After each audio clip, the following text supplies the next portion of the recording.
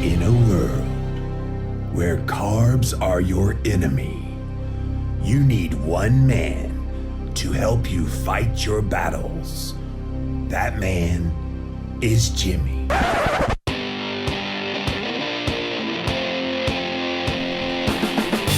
Combating nutrition disinformation and general bull. It's Jimmy Rants. JimmyRants.com. Looking for whole food supplements for your ketogenic lifestyle? Then let me introduce you to Further Food. Go to furtherfood.com and you'll see that they source the highest quality ingredients on the planet. They have collagen peptides and my favorite, the gelatin powder to make those yummy gummies. And all of it is sourced from grass-fed, pasture-raised bovine collagen from Argentina, Paraguay, and Uruguay. This is really high-quality collagen and gelatin. There's no hormones or antibiotics. It's non-GMO, and it's the most tasteless and easiest to use on the market. If you're not using collagen and gelatin, you need to be adding this to your ketogenic lifestyle. Collagen will help you curb your carb cravings. Again, head on over to furtherfood.com, enter the coupon code Jimmy at checkout, and you'll get 20% off your order. Elevate your wellness. Further Food. What's up, you guys? Welcome back to another Instagram Live, and we're here with another episode of Jimmy Rants. JimmyRants.com is the website. Here's how the fun begins. You go follow me over on Instagram. I'm at Living Low Carb Man, LIVIN LOWCARBMAN. Once you're there, you can engage live in the content, just like Carlos and Chipotle Chick, Miracle of Keto, Val, Lugene, Bluegrass Keto. So many people are coming in right this moment. Thank you guys for being here, by the way. If you missed the live, you can watch it on replay for up to 24 hours. After 24 hours, it does disappear, so you'll need to pop on over to YouTube, type in a keyword Jimmy Rants. You will find the show. Finally, the best of the best moments of this here show is in podcast form. It's the Jimmy Rants podcast over on Apple Podcasts as well as Stitcher. All of these links, you guys, are at JimmyRants.com. Today's Jimmy Rants is another one of those cockamamie studies that has come out. And yesterday morning, I got an Instagram message from someone that said, "Oh my gosh, I've got something for Jimmy Rants that your head's going to explode about." And she was watching Good Morning America on ABC, and she said they are about to point the finger at various keto foods, saying that they are the culprit in cancer. And of course, immediately when I heard about this, before even seeing the study, which I have the information about here, before even seeing this, I knew where they were going with it. And I knew it was not good science, like right off the bat. And sometimes people say, well, if it doesn't agree with you, you just call it bad science. No, I call bad science. Because let's be truthful here. When it comes to nutrition, it's incredibly difficult to isolate out causal factors in disease.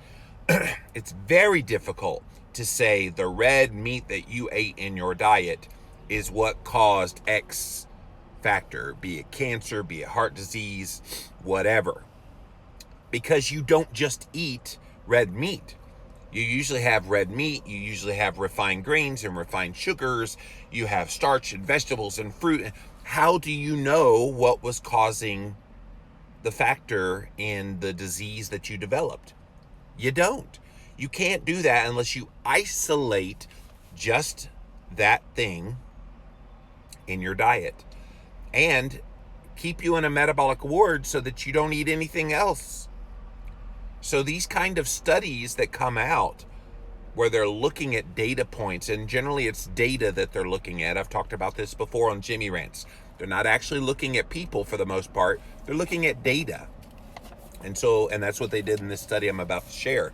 They look at previous data. Well, in the data, if they make a claim about some food or the lack of a food or something, the claim is only a correlation that they're noticing when people had, then this happened. But that doesn't mean it's the causal factor. That all makes sense? All right, so let's get into this one. This was all over the media yesterday. 7 dietary factors may increase your risk of cancer, according to a new study.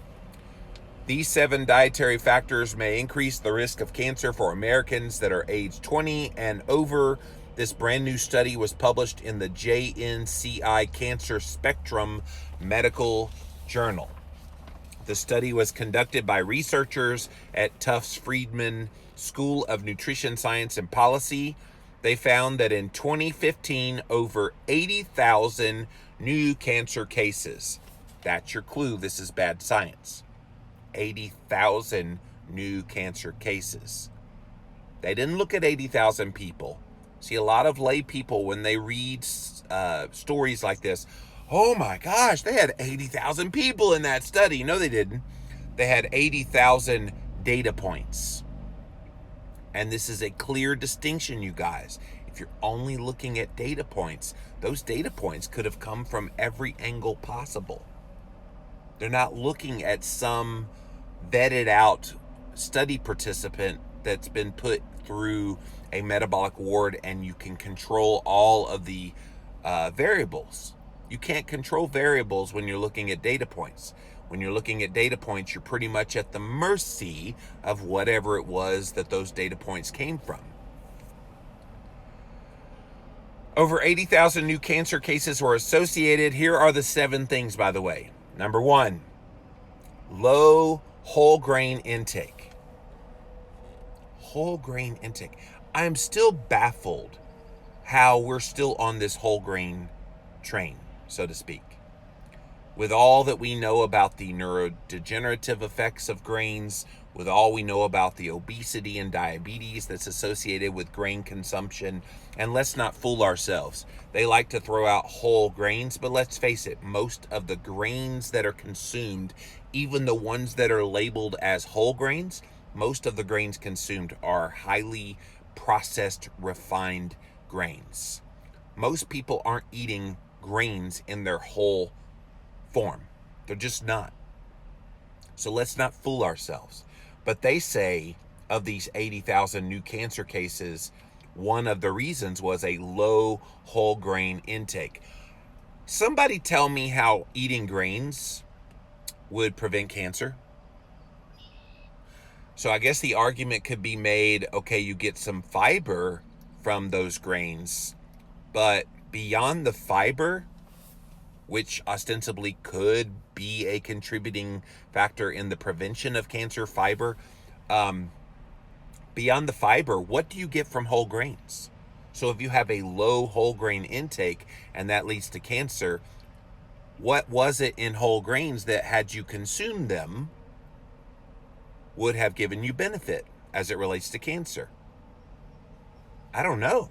And to me, the detriment that comes from whole grain consumption, and again, most whole grain consumption is not whole grains, it's usually refined grains. The detriment is you get increased blood sugar. The detriment is you get increased insulin, increased inflammation. All of these things are very well known in real science, happens when you eat grains. So that was one.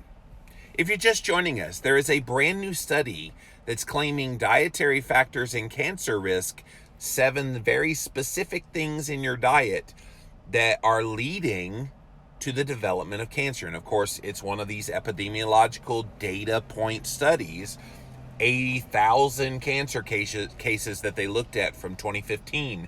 And they identified 7 different reasons why they believe, the researchers believe, that cancer developed. The first thing was low whole grain intake. Let's go to the next one.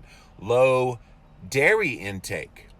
Now, this is an interesting one because dairy is generally poo-pooed. And yet they're saying there is a preventative effect that comes from consuming dairy. So I wonder what the mechanism is there. Are they acknowledging full fat dairy, that perhaps having the healthy fats in your diet would be helpful in the prevention of cancer? I don't think that's what they're going for. Maybe in the low fat dairy that they push, they're talking about the protein that's in it To me, I've heard more negativity about the disease effects of consuming dairy than I have anything positive. So that was kind of the oddball one that stuck out to me in this list, that they would list a low consumption of dairy being a causal factor in the development of cancer. Interesting. Number 3, high intake of processed meats. Okay, they pulled the processed meats thing for a while.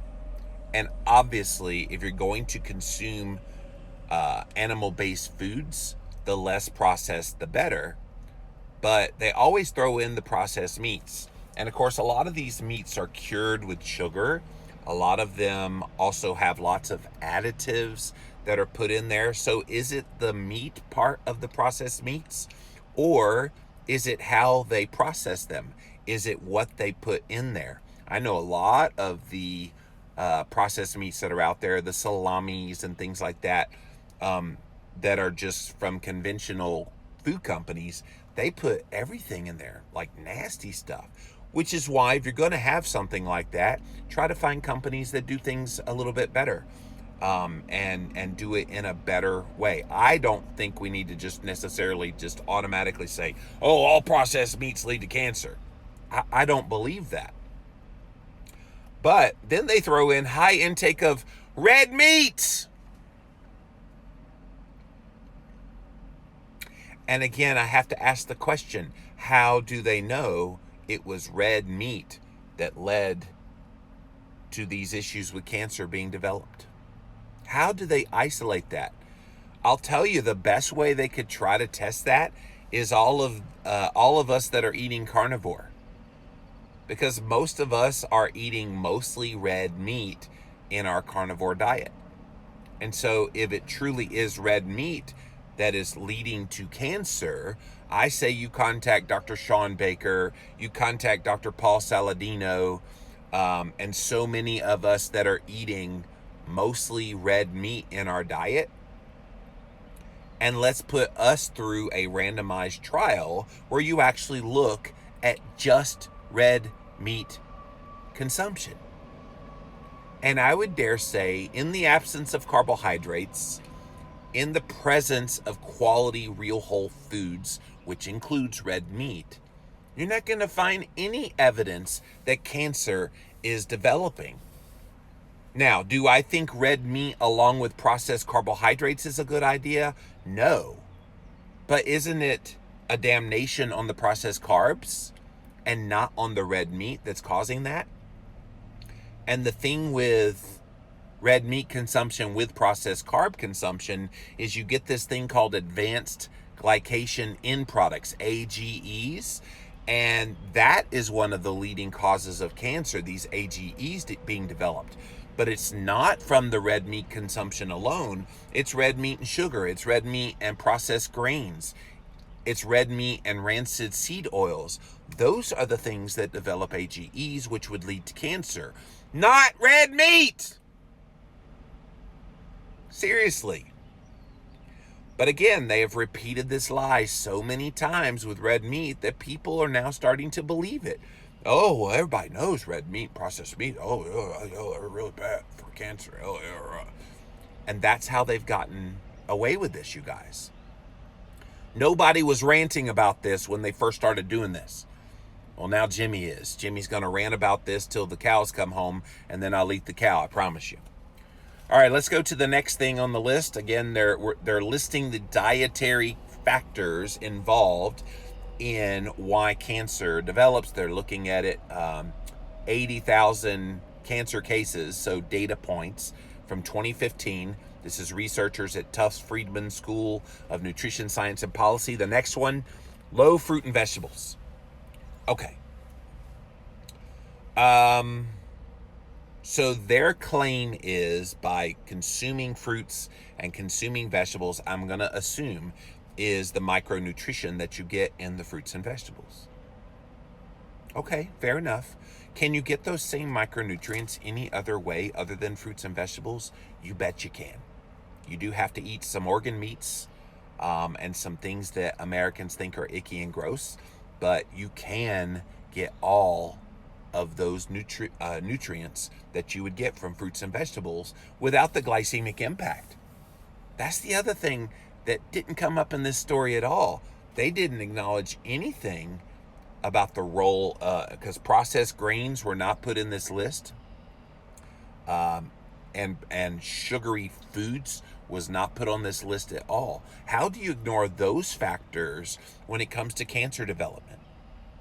Now, I'm not saying all cancers happen because of sugar and processed grains, but you gotta list them as a causal factor in why this disease develops. Very, very well established that those are huge culprits. And then finally, they did list high intake of sugary beverages. So like soda, they didn't mention it here, but fruit juice would be thrown in there as well. Really anything with a lot of sugar as a beverage. Apple juice would be a big one. Orange juice, obviously. But it's interesting they said high intake of sugary beverages rather than sugary foods and beverages, or sugary foods, or I don't know. I mean, they should have listed everything other than just the beverages. So those are the things that they identified in this study were the causal factors in new cancer cases. These new cases represent about 5.2 of total cancer cases reported among U.S. adults in 2015, similar to the percentage of cancer from alcohol, which was about 4 to 6%, according to researchers. So, these 80,000 new cancer cases in 2015 that they've identified from these causal factors of diet only represent 5%. Would you say that that's the vast majority of the cancer? No. And even on par with alcohol consumption, okay, great. No, not many people associate alcohol consumption with cancer. It leads me to believe, okay, what is the vast majority of the reason why people get cancer? I think a lot of it, smoking, let's throw that in there. That's probably a big part of it. But a lot of it is, we don't know yet. We don't know yet. And yet you look at the headline, 7 dietary factors may increase your risk of cancer. In 5% of them. It's not insignificant, but it's such a small percentage of the total number of cancers that you can't make a big splash of a headline like this and make it seem like all cancers are related to these 7 dietary factors. It's pretty fascinating.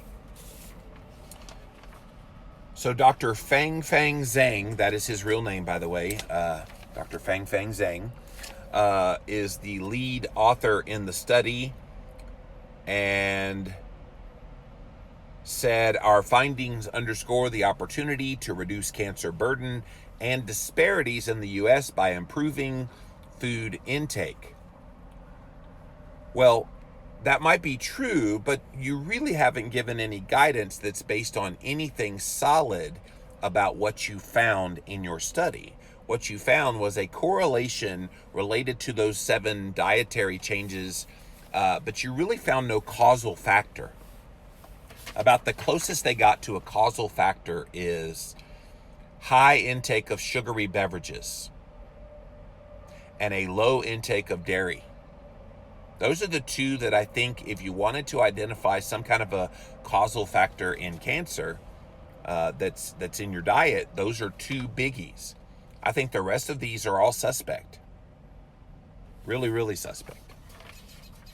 While the study looked at national data, I want to underscore this every time we see a study like this that makes a splash and gets on Good Morning America and gets all over the national news. I always want to underscore they didn't look at people. They looked at data. For diet and cancer, that data is based on what people self-reported. So not only was it data, it was also not trustworthy data, because the people that basically gave the data self-reported. You know what people do when they self-report? They lie! Oh, well, let me tell them that I did this, and let me tell them. So how reliable is that?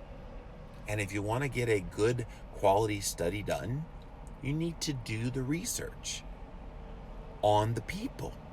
And you need to take a look at what people do within a controlled setting. They couldn't control any of the variables here, and the people probably lied about what they ate. This is not good science, guys. I hope you're getting that. And if you were one of the ones that, oh my gosh, yesterday when you saw this on Good Morning America or wherever you found it, when you saw this headline about dietary factors increasing your risk of cancer, I hope it didn't freak you out, because this is garbage science. This is not good science at all. Of course, this did air on Good Morning America, so you know what that means. ABC News chief medical correspondent. I have no respect for this lady whatsoever. She did a huge story about 6 months ago about how keto is killing people, and I have no respect for Dr. Jennifer Ashton. She's a piece of work, you guys. Here's what she had to say. It was a very interesting study. No, Jennifer, it was not an interesting study. They based it on mathematical models, statistics, estimates. They crunched some numbers based on how people say they ate and the new cases of cancer in the United States. It's not only about eating the wrong things, it's about not eating enough of the right things, she added. Let me just pull something right out of my keister and right on television. And right on cue, she's back on her talking points. Negativity about keto. Because she knows the ramifications of talking about a bad study like this publicly with the national airwaves of Good Morning America. She knows all those people that are out there doing keto right now, all of them are going to listen to what she has to say. She knows that she's got power. And I think it's an abuse of power when a known medical professional like her goes on television and pretends like this epidemiological observational study has some kind of meaning. It's got no meaning at all. And yet she's making it into meaning by validating it by saying it's an interesting study and that we should pay attention. Low whole grain intake was the dietary factor most strongly associated with a higher cancer risk, according to the study. Again, how do they know that? How do they know that the fact that someone had less whole grains in their diet was the causal factor, the most profound one that had a higher cancer risk if you didn't eat enough grains? To me, that reeks of the grain industry helping to pay for this study. And I don't know who paid for this study. I didn't dig that deeply. But I would not be surprised if they got some dollars from the grain industry for making that claim. Cancers most associated with diet were colorectal cancer, followed by cancer of the mouth and the throat. So they tried to make this whole claim with red meat and bowel cancer for a little while. And again, they keep making the same claim, keep using the same bad science. I have yet to see a randomized controlled clinical trial that shows that you get bowel cancer, colorectal cancer from eating red meat. It's simply not true. And if they insist on continuing to repeat this nonsense in study after study after study, I will continue to call you out here on Jimmy Rants. People deserve better. People are very trusting of the sources of information as it relates to science and as it relates to translating what that science means to them in their everyday life. And if they're not going to be responsible enough to give good quality information, why does it take a layperson like Jimmy Moore to try to lay all this out and explain it so that it's understandable and explain to you why this is a bunch of cocky bull funky, as Christine would say. I was going to say cocky pop. It's horrible science. That's all I can say. It's really bad science. Jennifer Ashton had to chime in again. She said that especially in regards to the studies finding about low whole grain intake, people need to keep in mind that diets and eating are not one size fits all. Then why do you poo-poo keto, Jennifer Ashton? Why? Why would you discourage people away from a diet like keto, which has no whole grains, if there is no one-size-fits-all diet? Now, I know what she was saying there. Oh, well, everybody's into keto, and that's not the right diet, so there's no one-size-fits-all.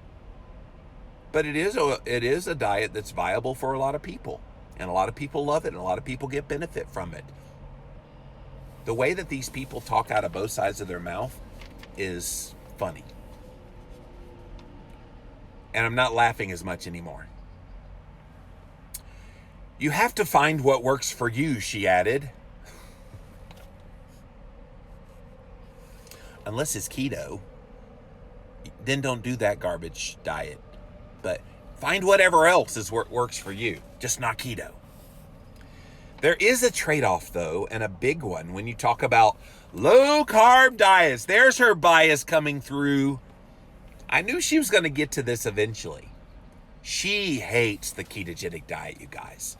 I've seen her on television just outright, you could just see the vile in her face as she's talking about keto. In fact, the thing that I was talking about earlier, where 6 months ago she was dissing on keto, she was forced to have to talk about this because there were so many people going on a ketogenic diet towards the beginning of the year that she was kind of forced to be on camera talking about what keto was. And you could just see she was just gritting her teeth the whole time. This keto, and push you into a state of ketosis,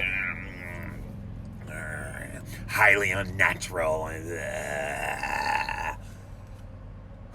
I was fully expecting like horns to come out of her head. She was such in an evil state. But she's dissing again on low-carb diets. It's a big one when you talk about low-carb diets, because for a lot of people on low-carb ketogenic diets, they keep their weight down, they're preventing obesity and diabetes and heart disease and some types of cancers. So that's a good thing, I suppose. But again, if you don't eat grains and dairy and fruit and vegetables, you're just missing out. So again, moderation, holistic, just do what works for you. Butterflies, sing song. This lady is a piece of work. This lady has no business talking out of both sides of her mouth. How did that help the people that watched her on Good Morning America yesterday? How, pray tell, do they leave that conversation hearing her say, oh, well, we see some benefits that come when you go keto, but you really need fruits and vegetables and whole grains and low-fat dairy and blah, blah, blah, but don't eat red meat, but then make sure you have, it's all over the board. And see, guys, here on Jimmy Rants, what I like to do is keep it real and try to call out this stuff when I see it. This helps nobody. And especially within the context of the study itself, to not recognize the role of refined carbohydrates in the form of refined grains mostly, and refined sugars outside of just the beverages, the sugars that's in foods. And there was no mention of vegetable oils. Guys, one of the most egregious parts of our food supply are all these seed oils. So canola oil, cottonseed oil, soybean oil, all of these oils are in foods that you wouldn't even imagine them to be, including some of the keto foods. Have you ever had roasted almonds? If you've had roasted almonds, 99% chance you've had some seed oils in there. You gotta look at the labels. And those seed oils are extremely unstable, extremely volatile in the body. They will raise inflammation levels. I think seed oils, and in my book Cholesterol Clarity, I did a whole chapter on carbs and vegetable oils, the twin villains in your health. So a lot of you do have the carbs under control, but if you're still allowing these seed oils to get into your body, that is a huge risk factor in cancer. And they did not list that at all amongst their 7 dietary reasons why you could increase your risk of cancer. That's why looking at epidemiological research is so incomplete. It doesn't give you the whole picture. Did they even consider vegetable oils? Did they even consider refined carbohydrates? And of course, keep in mind, all of this stuff they pulled out of their butt. It was agenda driven. They had those 7 things ready to go. Before they even looked at the data, those 7 things were already ready to go. Don't doubt me on this one. It's why we need to be hyper vigilant. So when you have family members and when you have friends send you headlines like this, you've got to set the record straight. And the best way to set it straight is, how do you know that's true? Oh, it's in a study, but they didn't look at people. They looked at just data points. Oh, but those data points are people behind. Yeah, but how did they isolate the things that they claim cause the cancer? How did they isolate them? Because people don't just eat low whole grains. They don't just eat low fruits and vegetables. They don't just eat high intake of red meat unless they're carnivore. They just don't isolate all of those things. So how do they know those things are the causal factors? Maybe you'll get some of these people in your life that you love to think. It's what we try to do here on Jimmy Rants. So the bottom line in this Jimmy Rants is, you might have heard about this study claiming dietary factors in cancer risk, but it was incredibly misleading, and I say it's dangerous because they left off the big culprits in cancer that we do have some pretty good evidence for. Refined carbohydrates, especially refined grains, refined sugar, not just the ones that are in sugary beverages, but sugary foods, and the vegetable oils. Those are the 3 things they left off that list that I think are at the very top of the dietary factors that could increase your risk of cancer. That's why this was incredibly dangerous. All right, let's see what you guys have to say. Welcome in, welcome in. Lou Jean says sugar and starches feed cancer. They feed a lot of them. And let me be cautious, and I've talked about this before. Let's be cautious about saying so carte blanche that sugar and starch feeds all cancers. Most cancers do tend to be glycolytically fed, which means anything that can turn to glucose in the body would feed those cancers. That's when carbohydrate restriction would be helpful. It also means you also have to moderate down on the protein, because you can get glucose from too much protein, that big long G word, gluconeogenesis. So yes, in general, but let's be very cautious, because I think we're still learning about the metabolism of some cancers, and some of those cancers could feed on ketones as well. So let's let the real science vet it out. I do know there's a lot of groups out there that are currently working on this question. The problem is you get groups like this one who put out a bogus study, and it just kind of muddies the water in the meantime. Miracle of Keto. Yeah, I just read a CNN report that only 5% of cancer is diet related. Really? 5%? Come on. I'm so sure it is way more than that. Yeah, I wonder, Miracle of Keto, how many of those cases where they look at it and maybe they blame smoking, maybe they blame genetic factors, I wonder how much of that is their crappy diet. The refined carbohydrates that I talked about, the vegetable oils. Because people do eat. And when they eat, what do they eat? I tend to agree with you. I think it's a whole lot more than 5%. Lou Jean says, I've read that many times cows are fattened up for slaughter by feeding them donuts and biscuits that were days old and not sold at retail. Lou Jean, it's worse than that. I have done stories on my Keto Talk podcast where once chocolate, like Hershey chocolate bars on the store shelves, once they become inedible for human consumption, they got nowhere to put them but a landfill. They sell them dirt cheap as feed to farmers, and the farmers feed this like 2-year-old chocolate to the cows to help fatten them up, and then that cow becomes your hamburger. It's pretty interesting the way this food supply thing works. And yes, you're not wrong. You're not wrong.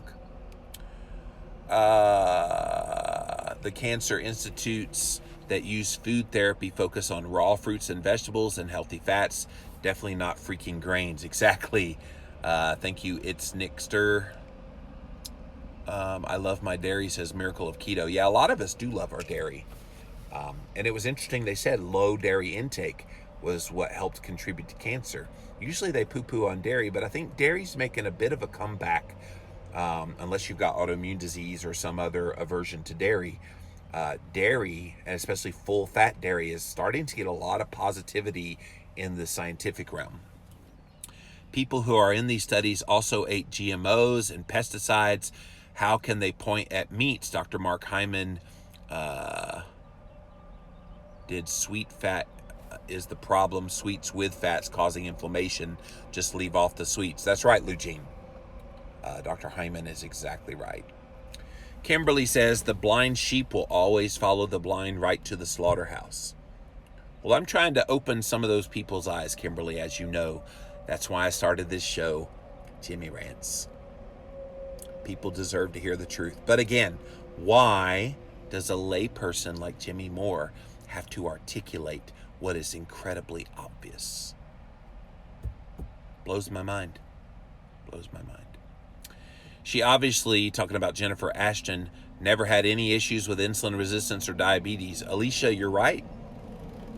Very obvious.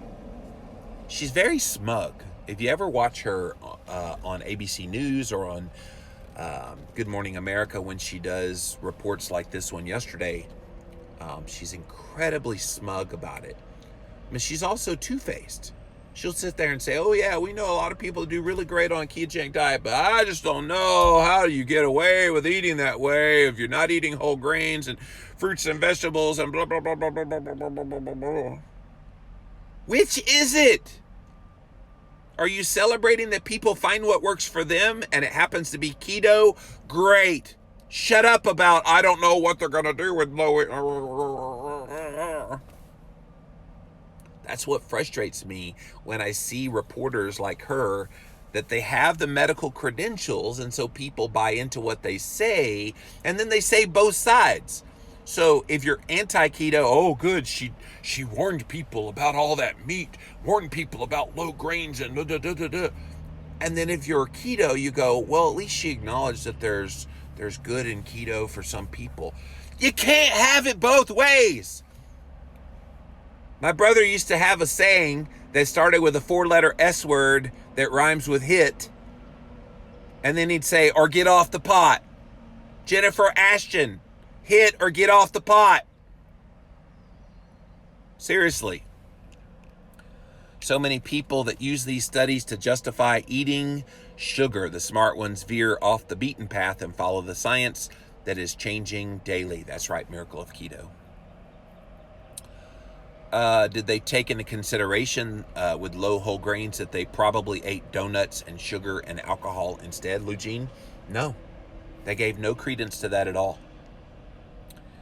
Most of her viewers are from the grain states in the Midwest. I haven't watched those morning shows in decades. Yeah, Keto Doc, I don't watch the morning shows either. Number one, I'm working my tail off in the mornings with all that I do.